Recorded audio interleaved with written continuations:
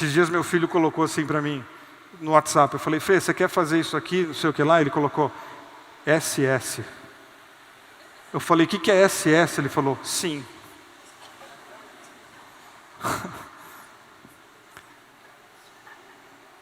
Eu falei, você escreveu S 2 vezes, por que você não escreveu S-I-I-M? Que seria uma tecla a mais só. Aí ele colocou NS. Eu falei, o que é isso? Ele falou, não sei.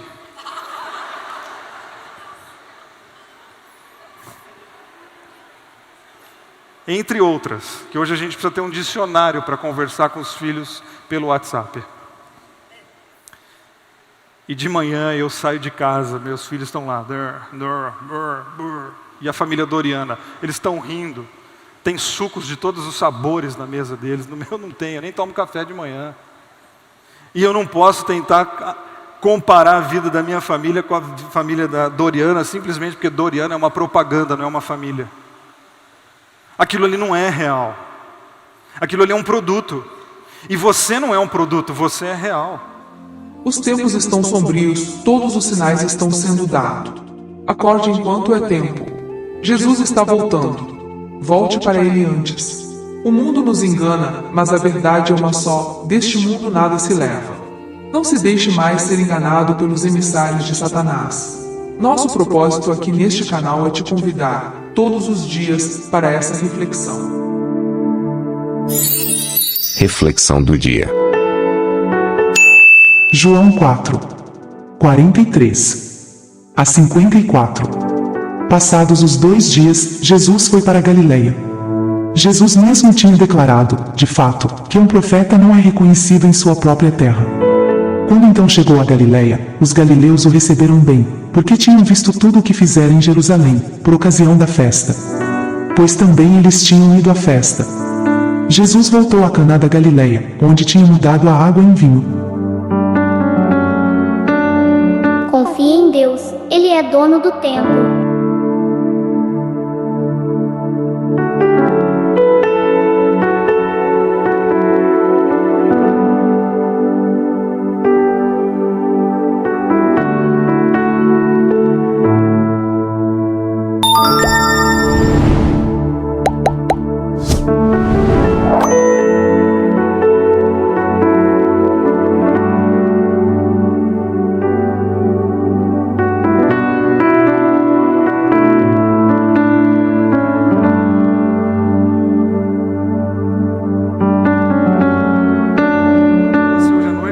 De Lucas, capítulo 18, do versículo 1 até o 8. O texto vai ser projetado aqui na minha tela, aqui atrás de mim, caso você esteja sem Bíblia.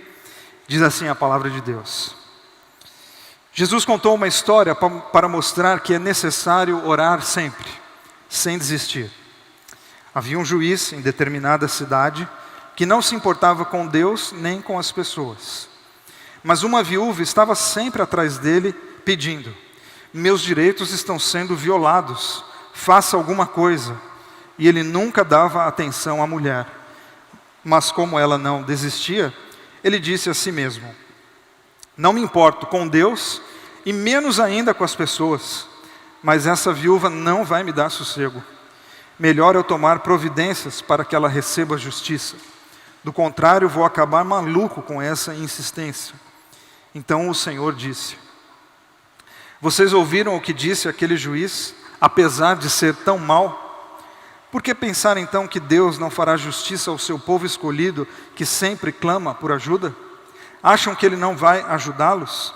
Garanto a vocês que vai, e sem demora.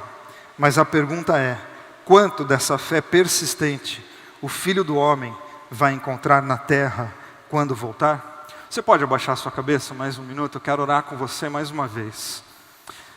Senhor, nós colocamos a nossa vida, o nosso coração diante do Senhor, gratos por tudo aquilo que vimos, acompanhamos na Bethesda durante esse ano, e pedindo que o Senhor continue de mãos dadas com a nossa comunidade. Diante dos nossos desafios, nós só precisamos sentir a Tua brisa suave tocando na nossa face para a gente seguir em frente. E agora que abrimos a Tua palavra, pedimos que o Teu Espírito nos ajude a para que possamos conhecer um pouco mais de Ti. E assim podemos conhecer um pouco mais de nós mesmos, das nossas histórias, das nossas questões, dos nossos medos e desânimos, para que essa noite seja uma noite marcante na história da nossa vida. Em nome de Jesus. Amém. A nossa história, a sua história, a minha história, ela é composta por inúmeras pequenas histórias. Você está aqui hoje, não sei a tua idade, mas estamos num grupo de adultos, e são muitas as histórias que formaram a pessoa que você é hoje. Ninguém aqui foi definido, ou não pode ser definido, por um evento. E isso é muito libertador, caso haja alguém aqui hoje à noite que tenha um evento muito triste, uma culpa muito grande no coração, e por causa dessa culpa, por essa questão do passado, vem se arrastando e se definindo por causa de um erro. Não faça isso. Por quê? Porque você não é definido por uma história. Você, teu coração, a tua biografia, ela é o encontro de muitas e muitas e muitas histórias. Todos nós precisamos, ao olhar para nós mesmos, sermos mais leves, sermos mais compreensivos, sermos mais compassivos com o nosso próprio coração. Porque a complexidade da nossa vida é tão grande. Quantas dificuldades você enfrentou esse ano? Aliás, quantas dificuldades você enfrentou talvez essa semana? Ou talvez hoje. E são tantas dificuldades, é tanta dor para todos os lados, que às vezes a gente precisa, inclusive, sublimar um pouco. A gente precisa aliviar um pouquinho para a gente conseguir lidar com tanto problema, com tanta confusão dentro de nós. Você quer ver um exercício, algo que a gente faz para conseguir tocar a vida para frente, senão a gente se perde nas nossas pequenas histórias complicadas? Se eu perguntar para você aqui hoje à noite, e aí, como vai? Tudo bem? O que você vai responder? Hã? Tá tudo bem? Tudo? Como está tudo bem se você mora em São Paulo? Você é brasileiro? Não, não está tudo bem. É claro que não está tudo bem. Mas eu preciso responder, não, está tudo bem. Até porque se a gente ficasse aqui sendo muito sincerão, né, o famoso sincericídio, e aí, tudo bem? Não, senta aí para eu te contar. Nós vamos ficar os próximos 6 meses aqui, você contando os teus e eu contando os meus. Não, a gente precisa de alguns recursos para a gente tocar a nossa vida para frente, porque senão a gente se perde nas nossas histórias doloridas, e a gente tem que ter recursos sim, para conseguir tocar a vida para frente. Não está tudo bem. Aliás, quando é que vai ficar tudo bem e a gente tem essa sede? E a grande questão da nossa vida e da nossa espiritualidade não é quando que vai ficar tudo bem, mas como que a gente pode fazer para viver uma vida cada vez mais leve. Como que a gente pode fazer com que a nossa vida tenha cada vez mais sentidos, no plural, metas, propósitos, para a gente conseguir seguir vida fora. Eu já falei, acho que aqui no domingo, não me lembro, mas de um dos meus vídeos na internet, de quinta-feira eu seguramente já falei, já contei, e vou pedir licença caso você já tenha escutado essa ilustração que eu vi uma vez, de um barquinho de pescadores, extremamente funcional, extremamente útil, e de repente ele deixou de ser. As viagens da pesca começaram a ficar pesadas, cansativas, e os pescadores se reuniram e falaram, olha, nosso barco está ruim demais, a gente precisa resolver isso. E um deu uma ideia aqui, outro deu uma ideia lá, e até que um falou, a gente precisa dar um trato no motor, esse motor está cansado. Entraram lá no motor e engraxaram, e troca óleo, e troca uma pecinha aqui, outra ali. Quando foram testar, o barco continuava pesado, as viagens longas, aquilo que deveria durar uma tarde, durava o dia inteiro. Até que um falou, não, o que a gente tem que fazer é trocar o motor, porque esse motor está aí há 30 anos. Trocaram o motor quando foram testar, o barquinho cansado, disfuncional, tudo mais difícil. Aí chamaram um pescador mais experiente, e ele falou para os mais novos, tira o barco da água. E ninguém entendeu essa ordem, mas tiraram. E quando puxaram o barco para fora da água, tinha centenas, milhares de coisas grudadas no casco do barco.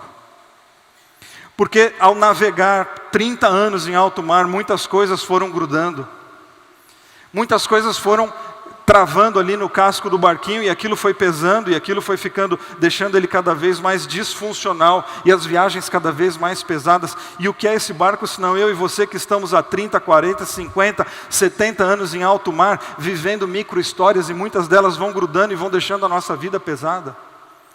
E o pescador mais velho virou para os mais novos, deu uma espátula na mão de cada um e falou: raspa o casco. Raspa o casco do barco, que o problema desse barco não é a lataria, não é o motor, não é nada disso. O problema é que ele está carregando peso inútil. E muitas vezes a vida vai grudando coisas na gente e a gente simplesmente não para raspar o casco. Quantas vezes você parou esse ano para raspar o casco, para ver quantas coisas que você está carregando que não são tuas? E algumas você olha e fala: mas como é que isso aqui veio grudar em mim? Então são as micro-histórias que a gente vive, porque as nossas relações são interligadas, e é impossível passar por algumas histórias e aquilo não grudar na gente. Então existem coisas que eu preciso parar e eu preciso raspar. Assim como eu preciso aprender que algumas coisas não vão embora. Mas essa consciência de que algumas coisas não serão resolvidas também gera leveza. Porque eu admitir que alguma coisa não vai ser resolvida, gera em mim uma consciência de que preciso lidar com esse problema de outra maneira. Eu estou aqui expulsando essa questão, mas não, essa questão não vai embora. Então deixa eu mudar a minha maneira de lidar com ela. Não, eu já tentei raspar a vida e não sai. Ah, não sai? Então você precisa aprender a viver agora com isso aí, porque isso não sai. Isso gera leveza. Isso gera uma consciência, isso gera uma possibilidade de uma vida diferente. Saber que existem problemas que podem ser resolvidos, existem questões que podem ser raspadas para longe, e existem outras questões que todos nós vamos ter que enfrentar, talvez, até o final da vida. E admitir isso é libertador. Porque inclusive eu não gasto mais energia tentando me livrar de uma coisa que não vai embora. Eu gasto energia com outra coisa. Eu vou focar em outro problema. E Jesus ensina isso em muitos lugares, em muitas histórias, e nessa parábola que nós lemos hoje, através de uma viúva e um juiz injusto. Quem é essa viúva? Quem é essa mulher? Essa mulher sou eu. Essa viúva quem é? Essa viúva é você. Porque nós somos e nos sentimos muitas vezes viúvos, porque a viúva aqui na Bíblia é o símbolo da fragilidade, é o símbolo talvez da solidão, é o símbolo da falta de proteção. Eu sou essa viúva. Essa semana eu me senti essa viúva, inadequado, sem força para continuar, olhando para a vida e a vida não me ajuda, pedindo orientação aos céus e o céu está nublado, eu não consigo ver estrela nenhuma para reorientar meu barco. Quem é essa viúva? Eu e você, lidando com o quê? Com uma vida injusta. Lidando com o fato de que você tem lutado para ser uma boa pessoa e tem tido um monte de problema. Quem é esse juiz? Ah, eu e você. Nós podemos ser o juiz, nós podemos ser a viúva. Porque vira e mexe, eu me condeno, eu me culpo. Vira e mexe, eu me sinto inadequado para viver. Vira e mexe, antes mesmo de tentar, eu já me acuso e me condeno. Eu sou esse juiz. Mas quem é esse juiz que nega o pedido de ajuda? E hoje à noite eu quero convidar você para pensar da seguinte maneira: essa viúva somos nós. E esse juiz injusto que nega ajuda é a vida. A vida é bonita? Sim. A vida é maravilhosa de ser vivida? Sim. Mas existem períodos, dias, que são extremamente cruéis. Existem fases em que a vida é extremamente desgostosa. E ela é extremamente injusta. E a gente precisa aprender a lidar com essa inconstância da vida, com essa ambiguidade do viver, onde o bem e o mal estão aí, porque faz parte da tua realidade, faz parte da minha realidade, a gente ter que saber se comportar diante do sucesso e não se perder na soberba do sucesso, assim como não desistir diante da frustração do fracasso, porque você não vai ser definido nem por um sucesso e nem por um fracasso, você vai ser definido pelo encontro de sucessos e fracassos, centenas de histórias que trouxeram você até aqui. E Jesus está nos desafiando nessa história sobre a oração sobre a importância de você orar, sobre você ter na prática da sua espiritualidade cristã, o ato de você orar. E aí há quem possa dizer, não, mas eu já oro muito. E a grande questão não é se você ora muito ou pouco, a grande questão é como e por que é a tua vida de oração. Porque muitas vezes nos pegamos na nossa vida de oração numa lógica muito materialista de um Deus que tem que nos dar coisas. E oração não é para Deus te dar coisa, oração é para você ser uma pessoa diferente. Oração não é para reverter e mudar o tipo de carro que você tem. Oração é para você mudar o tipo de motorista que você é. Ou seja, a gente não tem que orar para ter, a gente tem que orar para ser. Tem uma frase do Kierkegaard que diz assim: a função da oração não é influenciar Deus, mas especialmente mudar a natureza daquele que ora. Quando você fecha os teus olhos para orar, o que você diz? O que você pensa? Você pensa em coisas e você pede coisas? Ou você pede a Deus que mude o teu comportamento? Você pede que o Espírito sopre algo novo para você viver uma vida diferente? Isso define muito da qualidade de vida da nossa oração e daquilo que a gente espera de Deus. Porque a oração não é para você ter coisas. A oração é para você ser um tipo de pessoa. A oração não diz respeito àquilo que você vai ter ou deixar de ter. A oração diz respeito a como que você vai se comportar quando você tiver e quando faltar. Porque a oração é para mudar o teu coração, para mudar o tipo de pessoa que você é, para mudar o tipo de pai que você é, o tipo de mãe que você é, o tipo de filho que você é, porque a espiritualidade cristã diz respeito àquilo que nós somos. Porque a fé cristã, ela é um chamado para perseverança e não para mágica. E isso acho que está bastante claro já depois de tantas reflexões e tantos livros e tantas músicas que a gente já cantou, já compôs, e livros escritos para dizer para você o seguinte: cara, a vida não é mole não, a vida é difícil. A vida é complicada. Quando a gente acha que consegue resolver tudo, vem uma nova onda e desarruma a vida toda, e aí? A gente tem que começar de novo. Ué, mas você não é cristão? Como é que essa onda bateu na tua porta de novo? Não, a fé cristã não diz respeito a resolver num passe de mágica a tua vida. Diz respeito a você não desistir da vida, mesmo quando a vida nega a ajuda e mostra a sua face mais cruel. Porque coisa muito comum diante dos nossos dias difíceis é a gente recorrer a alguns atalhos para buscar algumas soluções, e soluções aqui com todas as aspas do mundo. Não, quando você tem um problema muito grande, a pessoa fala assim, não, isso aí é tranquilo, eu sei resolver isso aí em 3 dias. Você fala, pô, eu quero. Não tinha uma época no mundo evangélico que teve a unção do emagrecimento? Você tinha uma bênção lá e você emagrecia, você está no culto, tua calça cai. Isso não existe. Isso é uma tolice. É uma piada com coisa sagrada, que é a nossa vida espiritual. Mas a gente quer soluções rápidas para a nossa vida.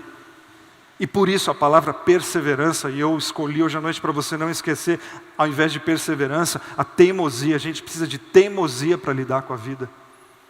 Não, mas não tem um caminho, mas não tem assim um jeitinho rápido. Hoje é dia 15, 14, 16, mas essas próximas 2 semanas do ano eu consegui mudar completamente minha vida. Não, não tem como você mudar completamente a tua vida em 15 dias.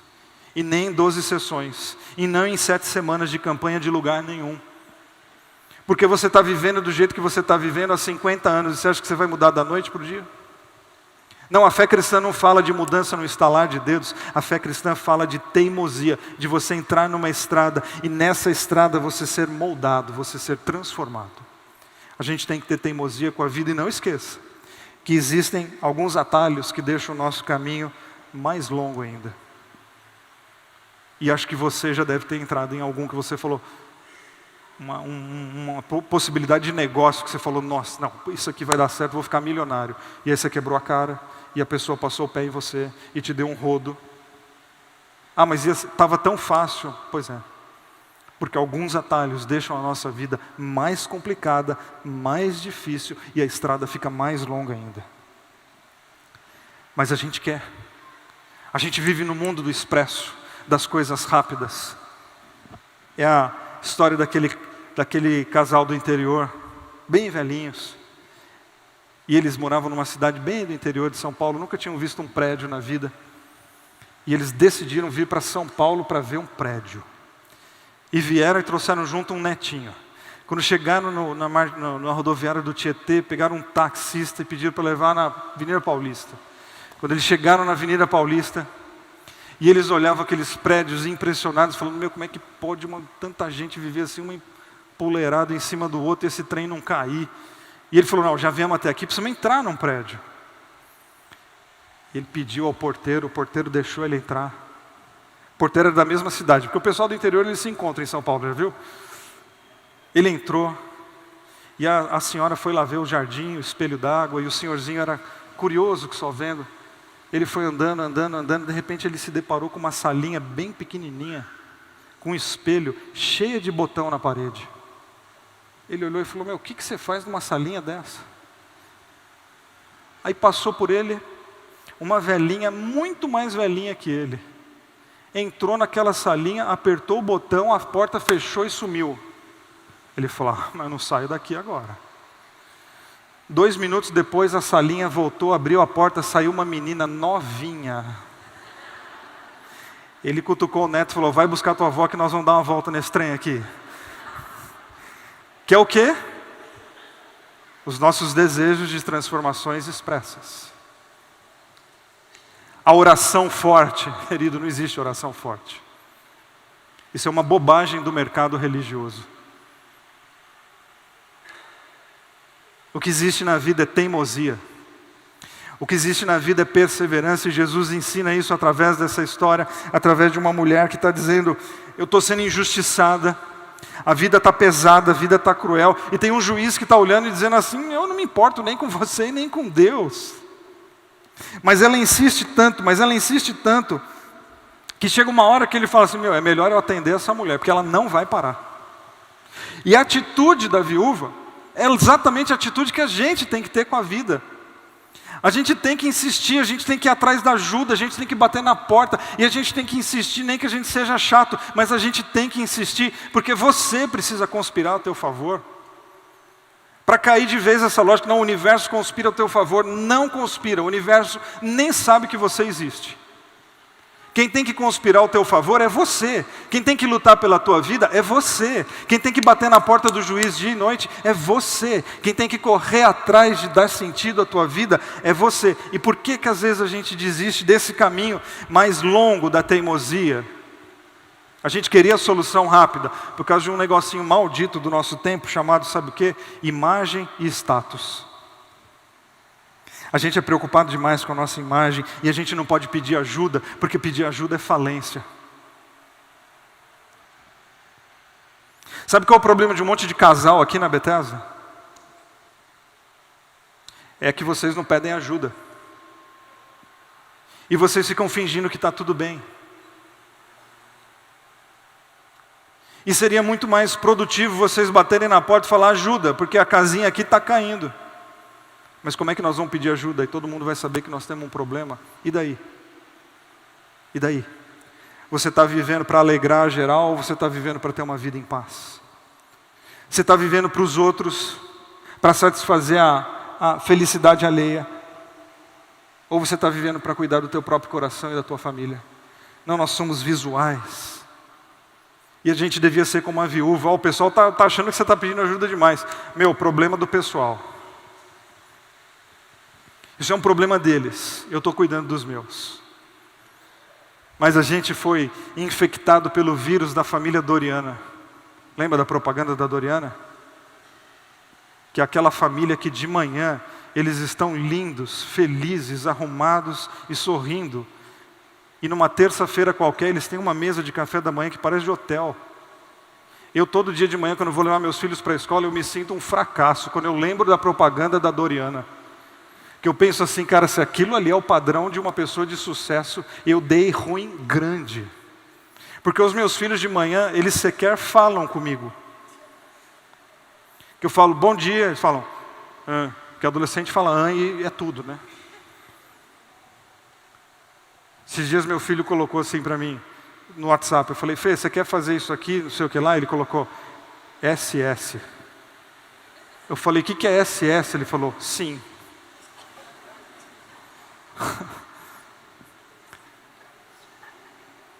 Eu falei, você escreveu S 2 vezes, por que você não escreveu S-I-I-M?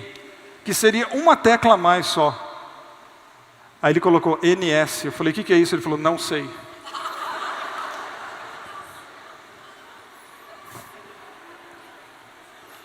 Entre outras, que hoje a gente precisa ter um dicionário para conversar com os filhos pelo WhatsApp.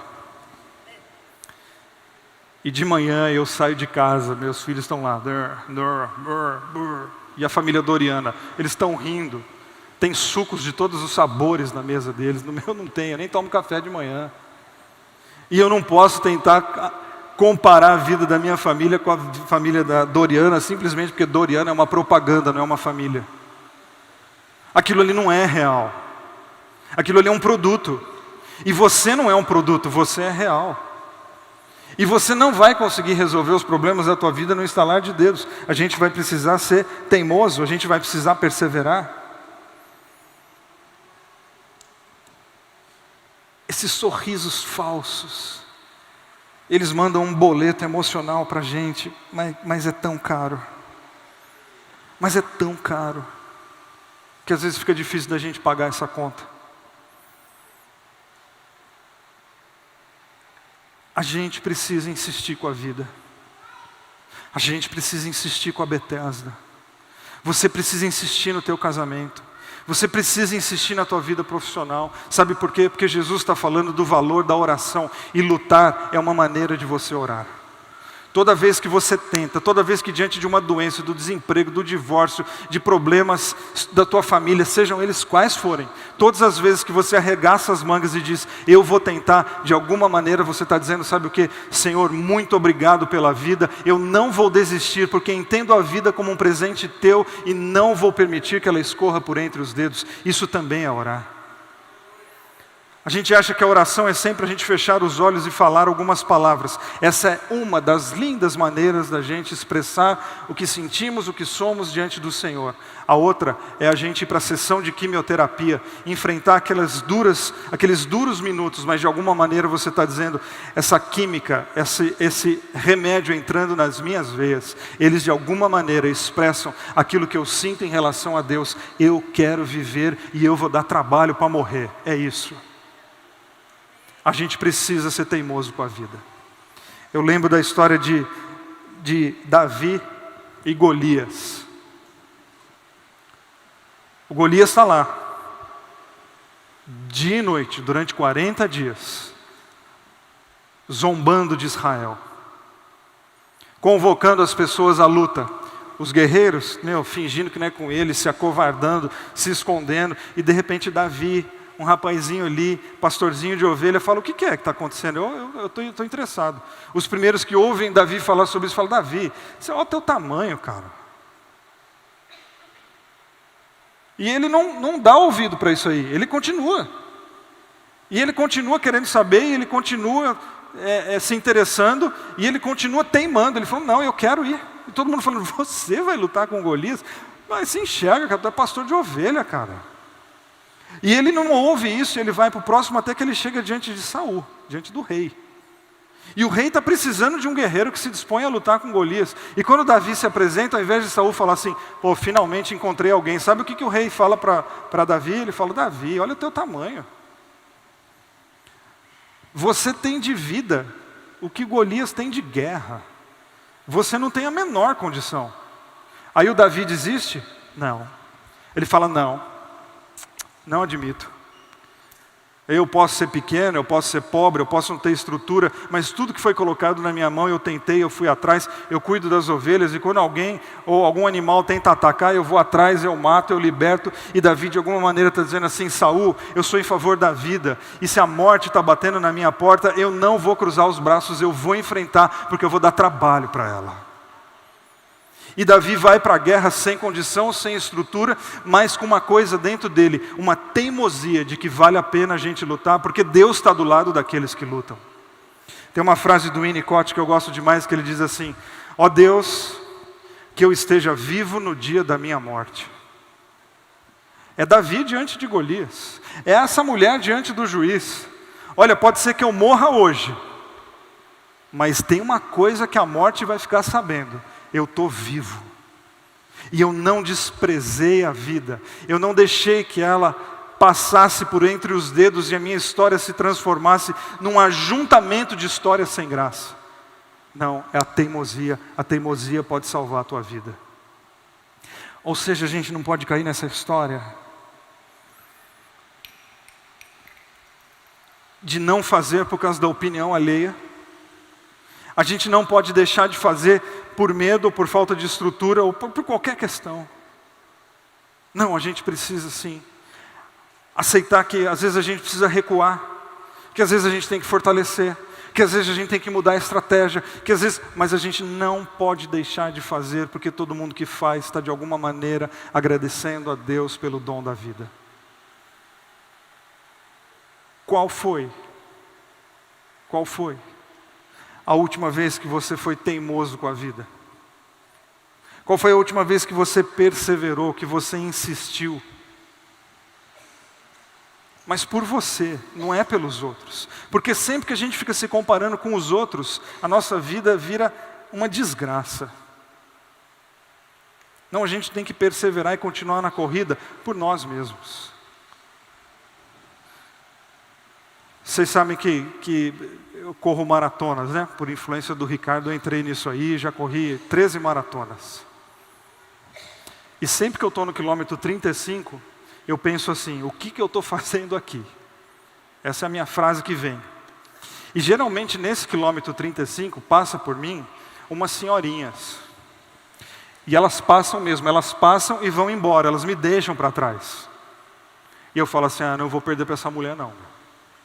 A idade dela. E ela vai embora, não, eu vou ganhar dela. E aí começa a desgraça do quê? De querer viver a vida dos outros e de querer me comparar com os outros, ao invés de cuidar do meu próprio quintal, reconhecer as minhas potencialidades, reconhecer as minhas possibilidades, reconhecer os meus limites, e então me organizar para terminar a prova. Eu nunca desisti de uma maratona, nunca. Todas eu concluí, às vezes cambaleando e morto, mas eu cheguei no final. E todas as vezes eu precisei me organizar da seguinte maneira: aceite as suas possibilidades e corra a corrida do jeito que você pode, porque essa é a sua corrida. Você tem que ser teimoso com as suas possibilidades. Você tem que acreditar nas suas potencialidades. E se precisar diminuir o ritmo, diminua, porque é muito mais gostoso do que fazer 3 km numa velocidade alta. Sabe o que é? Fazer 42 na sua e passar a linha de chegada e dizer, tá feito, fui eu que fiz. Ah, mas levei 25 horas, não importa, fui eu que fiz, era o que eu tinha para fazer e foi o que eu fiz. Porque eu não desisti da prova. E na vida a gente tem que ter essa consciência de corredor, que todo mundo aqui está diante de uma prova, todo mundo aqui está diante de um desafio, e vira e mexe a gente vai ter vontade de desistir. O que a gente tem que fazer? A gente tem que ser teimoso. Ó Deus, que eu esteja vivo no dia da minha morte. Para quando a morte chegar, ela vai ter que ter trabalho para me levar embora. E o texto termina com Jesus fazendo uma fundamental pergunta. E a pergunta é: quanto dessa fé persistente o Filho do Homem vai encontrar na terra quando voltar?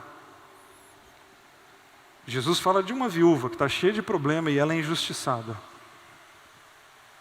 E Jesus não a define como uma viúva pobre e injustiçada. Como que ele a define? Como uma mulher de fé. E ele coloca uma pergunta hoje à noite no teu colo. Quanto da fé dessa viúva ele encontra na Betesda?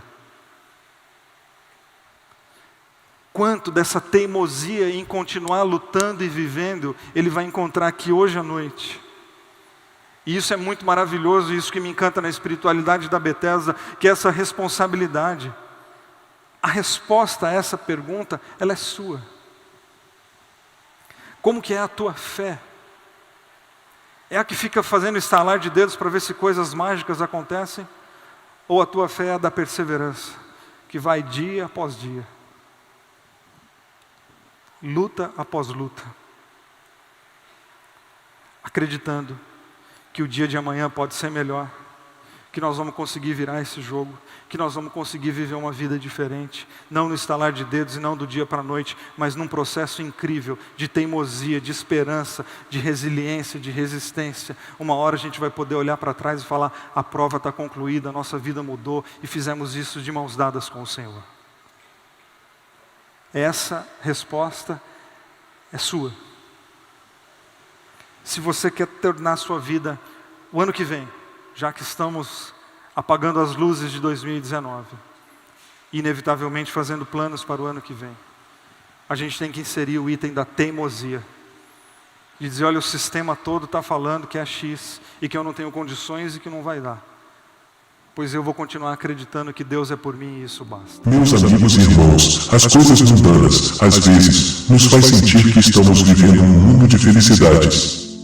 Não nos deixam enxergar a realidade e ainda nos mantém na escuridão. É preciso que alguém nos chame a atenção dessas coisas, que nos faça acordar para a verdadeira vida, vida essa, com Jesus. O momento de despertar é agora. Pare agora e pense nisso.